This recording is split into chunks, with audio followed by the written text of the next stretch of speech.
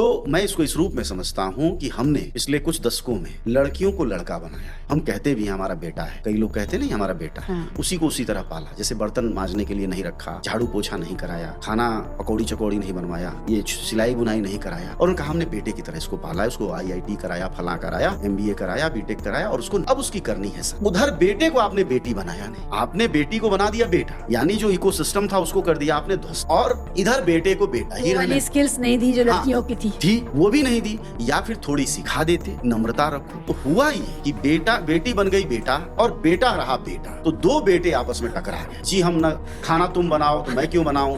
कोई बाबा ये कहे कि ये औरतें मुंह मारी, मुंह तो किसी मर्द के ही साथ मार रही, कोई दीवार पे तो गया नहीं था, हाँ। कोई लकड़ी से तो था नहीं साथ में। हाँ, तो ये मर्द जैसी महिलाएं बनती जा रही हैं, ये इसका रोना है।